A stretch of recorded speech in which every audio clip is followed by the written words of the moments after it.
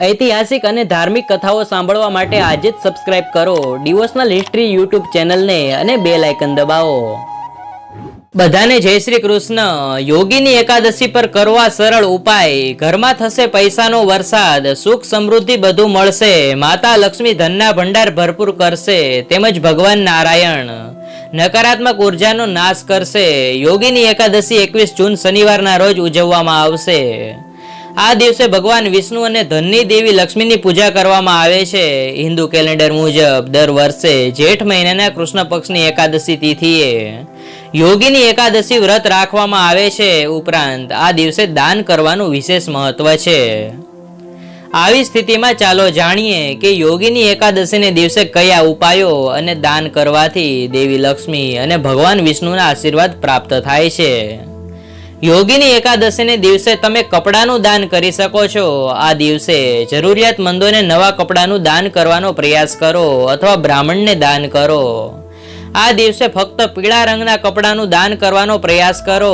ભગવાન વિષ્ણુનો પ્રિય રંગ પીળો છે, તેથી આ દિવસે આ રંગના કપડાનું દાન કરવાથી તેમના આશીર્વાદ અકબંધ રહે છે અને પરિવારમાં સુખ સમૃદ્ધિ આવે છે। યોગીની એકાદશીનું વ્રત દર વર્ષે જૂન કે જુલાઈ મહિનામાં પડે છે। આ સમય દરમિયાન ગરમી ખૂબ જ વધારે હોય છે। આ સમય દરમિયાન લોકોને પાણી આપવાનો પ્રયાસ કરો। પાણીનું માટલું અથવા જગ સ્થાપિત કરાવો। લોકોને પાણી ભરેલું માટલું દાન કરો અથવા તમારા ઘરે આવનાર કોઈ પણ વ્યક્તિને પાણી માટે પૂછો। આ કરવું ખૂબ જ શુભ માનવામાં આવે છે। તરસ્યા વ્યક્તિને પાણી આપવું ખૂબ જ શુભ માનવામાં આવે છે। આમ કરવાથી શ્રી હરિનારાયણના આશીર્વાદ મળે છે। યોગીની એકાદશી પર અનાજનું દાન કરવાનું વિશેષ મહત્વ છે। આ દિવસે ઘઉં, ચોખા, કઠોળ, ફળોનું દાન કરો। જેમને તેની સૌથી વધુ જરૂર હોય તેમને દાન કરવાનો પ્રયાસ કરો। આમ કરવાથી ભગવાન વિષ્ણુ પ્રસન્ન થાય છે અને તમારા ઘરમાં ક્યારેય અનાજની અછત થવા દેતા નથી। યોગીની એકાદશીને દિવસે તુલસી માતાની પૂજા કરો।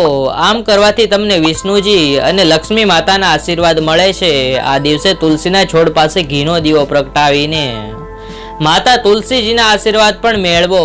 જો તમે આર્થિક સમસ્યાઓનો સામનો કરી રહ્યા છો તો યોગીની એકાદશીને દિવસે બ્રહ્મ મુહૂર્તમાં પૂર્ણ ભક્તિથી ભગવાન વિષ્ણુની પૂજા કરો અને નાગરવેલના પાનના પત્તા ઉપર ઓમ વિષ્ણવે નમઃ લખીને ભગવાનના ચરણોમાં અર્પણ કરો। બીજા દિવસે આ પાનને પીળા કપડામાં લપેટીને તિજોરીમાં રાખો।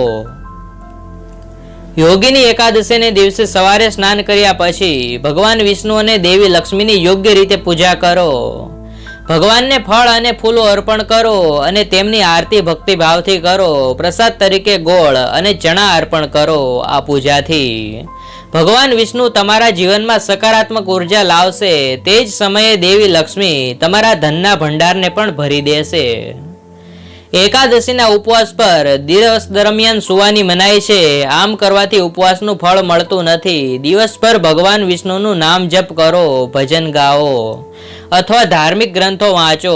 યોગીની એકાદશી પર વિશેષ મંત્રોના પાઠ કરવાથી ઘણું પુણ્ય મળે છે। આ મંત્રોના જાપથી માનસિક અને શારીરિક શુદ્ધિ થાય છે। મુખ્ય મંત્રો આ મુજબ છે: ઓમ નમો ભગવતે વાસુદેવાય, ઓમ વિષ્ણવે નમઃ, ઓમ નારાયણાય વિન્મહે વાસુદેવાય ધીમહિ તન્નો વિષ્ણુ પ્રચોદયાત।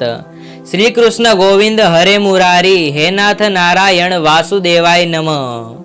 આ મંત્રોના 108 વાર પાઠ કરવાથી ભગવાન વિષ્ણુની વિશેષ કૃપા થાય છે અને જીવનના તમામ અવરોધો દૂર થાય છે। તો આપ સૌ મિત્રો આ એકાદશીનું વ્રત વિધિ પ્રમાણે અવશ્ય કરજો। આ વિડીયોને લાઈક, શેર અને ચેનલને સબસ્ક્રાઇબ કરી બેલ આઇકન જરૂર દબાવજો।